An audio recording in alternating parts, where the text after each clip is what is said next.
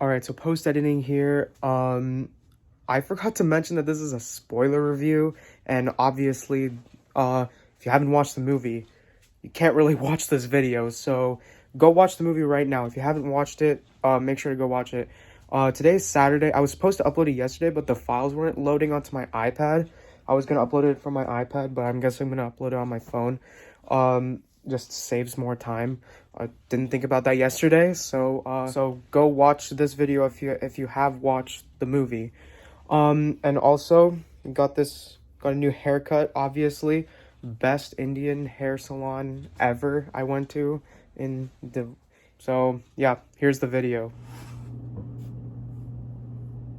Holy shit.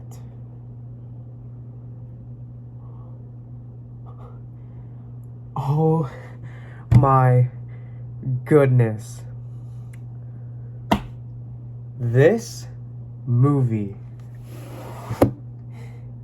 I have no words. I have legit no words. This movie was on like another level, bro. I don't even... Oh, God. The suspense, the drama, the excitement, the horror, the anticipation, everything just like about this movie, just like I'm trying to make an actually decent review, but like no words are coming out. This movie was like, it was the best of everything, okay? It was the best Spider-Man movie. It was the best Marvel movie. It was the best movie of this year. Like top down, like top notch. Like I don't think you can put any other movie up on like your top 10 movies of 2021. This is like number one. Like not even number one, like probably like even more than that. Like I mean, there is no spot more than number one, but you know what I'm saying, right? I remember like back in 2021, beginning of 2021, when we didn't even know the title of this movie yet. And we were so hyped for this movie, and we were so ready for this movie to just come out already. Like, we were waiting for the trailers, we were waiting for the leaks, we were waiting for the TV spots, like everything we were waiting for. And we finally got the movie, and it definitely delivered on every single hype meter that I've had in my brain since the beginning of the year, ever since they released the title of the movie. And I feel like this is one of those movies where like it's gonna be memorable. Like I remember back in Endgame when like everyone was shouting like, oh my goodness, Captain America caught the hammer, and oh my goodness, everyone's here, everyone came out of the portal and everything. I mean, everyone was like super excited, everyone was screaming and all of that. But then you have this movie where it's not as big or high stakes or as like massive as Endgame with like the budget they had in 2019. But in this movie, the way they executed everything, the way they executed these massive battles, and the way they executed even simple characters, like even like small roles just like coming into like into this movie, was just so well done. And obviously the moment when Ned does the portal thing and we think it's Tom Holland, like at one second I thought, oh yeah, Tom Holland, yeah, come, he came, and then it wasn't Tom Holland, and the theater erupted like volcano. Like I don't even know, like when he just came swinging by, and Andrew Garfield was like, I'm here.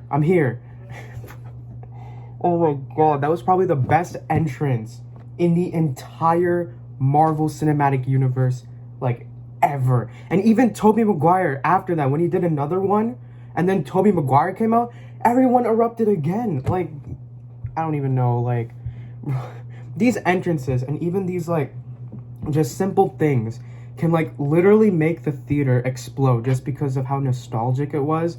And now, obviously, I didn't grow up with Tobey Maguire Spider-Man, or I didn't like grow up sort of with Andrew Garfield Spider-Man, like seeing them in the theater, but like I know how amazing, like how amazing it was just seeing them with Tom Holland, them interacting together on set in the movie.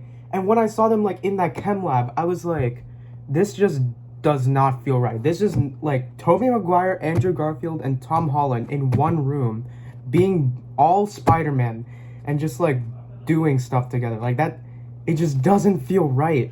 But yet it feels so right. I don't know. This movie made me have a lot of emotions. In the middle of the movie, when Aunt May unfortunately dies, like, you know, that emotion that it brings to everyone. And the fact that Peter still tries to keep going and says that, oh, Aunt May, you're just joking. Like, please, get up. Like, wake up right now. Like, that scene was so emotional. And you can see the trauma and, you know, and the dread that that Peter Parker or Tom Holland Spider-Man is feeling at that moment. It really makes the scene more impactful. And honestly, I will definitely remember this movie even for like 20 years, 30, 40, 50 years down the line. I'll still remember this movie just of how they executed everything.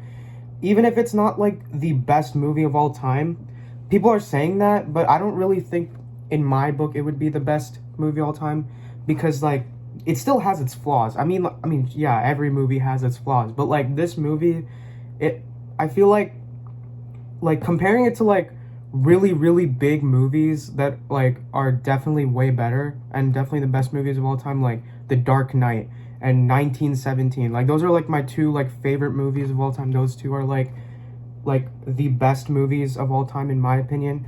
Like they have a structure where it's so different, like, and how they how they put out the story and how they like moved along with the story.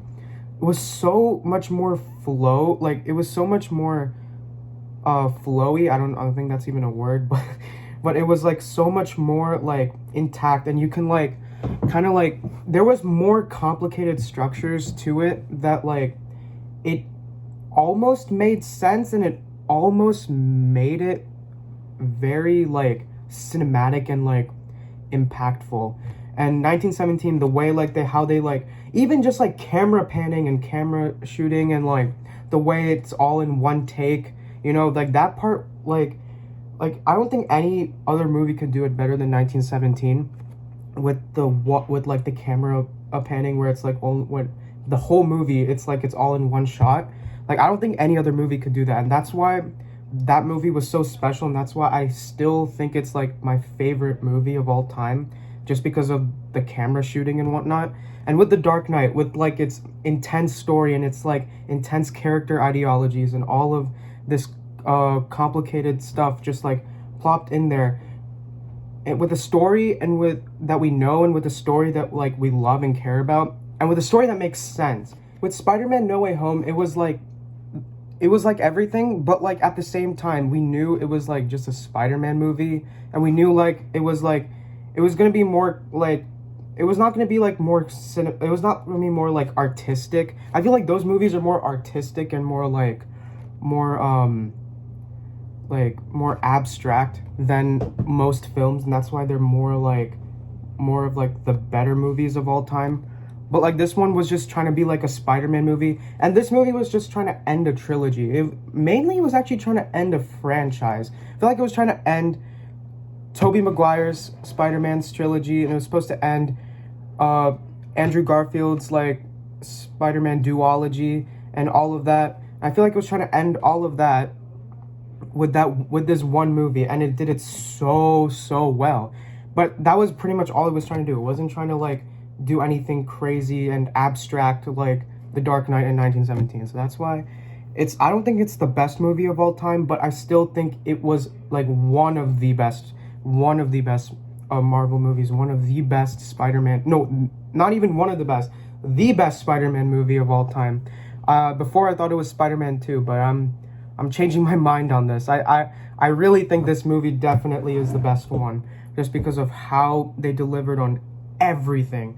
And even with just like the introductions of the villains, just like how they introduced Green Goblin, how they introduced Doc Ock, like for the first part, like you knew that like you were kind of confused with how William Dafoe was like this nice guy in the beginning, and how like how his character immediately changed, and like how Spider-Man senses something is wrong, like that moment where there's like a sense of dread that is like filling up in the room, like just the thought of that, it's just like that scene was just so brilliantly done. And there were many other brilliant scenes done, like especially like the fights with him and Green Goblin, with Tom Holland, Spider-Man and Green Goblin. Also in the final battle on the Statue of Liberty, when we see the three Spider-Man fighting Sandman, Lizard, and Electro, you can see that finally the Lizard gets kicked in the face, gets kicked in the face, and we saw that in the trailer.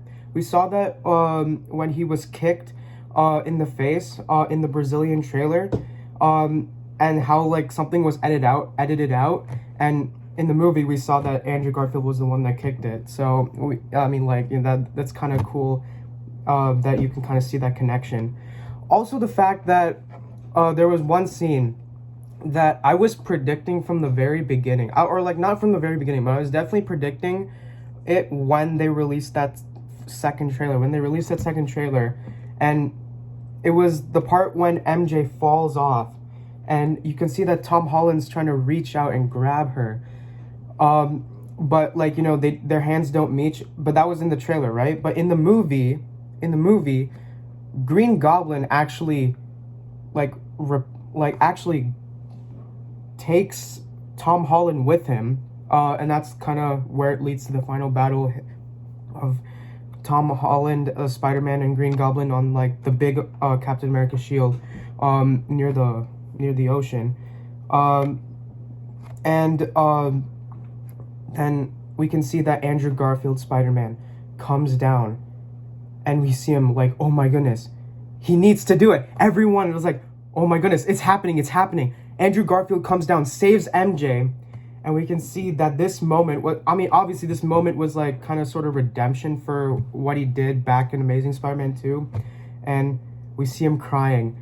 And this part got me. I was literally almost about to go in tears. This scene really impacted me, because I remember watching Amazing Spider-Man 2 and seeing like how much pain he was feeling during that scene, and how much pain he was feeling at the end of the movie. So seeing this scene where he saves MJ by getting redemption for what happened back then, and we see him crying, oh my goodness, that it's just so many emotions just in that one scene. And I don't know, it's just an amazing movie. I don't even know how to describe all the references that they made. You know, they sort of did the meme where like it's the three Spider-Mans and they're pointing at each other. I think they did the meme in the chem lab. I'm not entirely sure. They tried to do it, but like, you know, didn't really work. Or like I couldn't see it as well. But that was kind of a cool Easter egg, cool reference.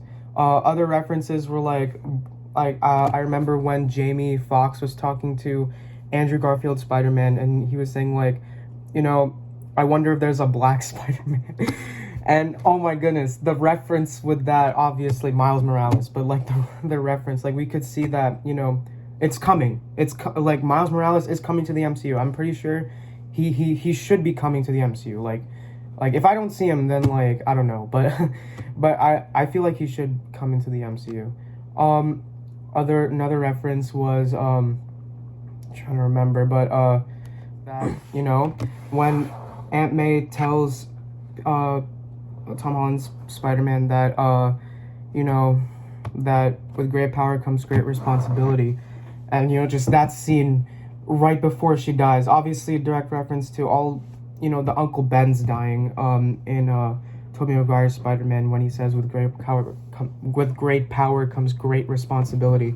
And then you know when Tobey Maguire sees that Tom Holland knows that quote, you know, that, like, when they were in the on the building, when they meet each other for the first time, Tom Holland Spider-Man and Tobey Maguire and Andrew Garfield Spider-Man, when they meet each other for the first time, I feel like that scene was really, really impactful, just because of how he knew the quote, and how Andrew Garfield also knew the quote at the same time, and they kind of are like remembering Uncle Ben and what they said, what he said to them. Overall, this movie has just been this movie was a journey from beginning to end. I'm gonna say it again. This movie was something. This movie was on another level, and obviously, definitely the best Marvel movie, definitely the best Spider-Man movie I've ever seen. No doubt about it. This movie is definitely gonna be in the history books. Definitely gonna go down in the history books. Now, a lot of people have been asking me that is this gonna break box office sales records of past Endgame?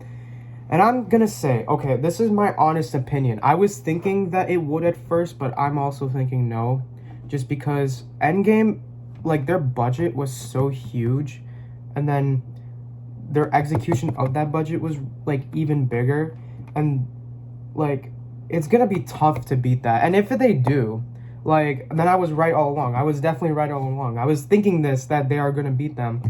Now I'm thinking they wouldn't, just because of, like, the scale. I mean, like, the scale is still pretty massive in this movie. Definitely more massive than any other MCU movie to date.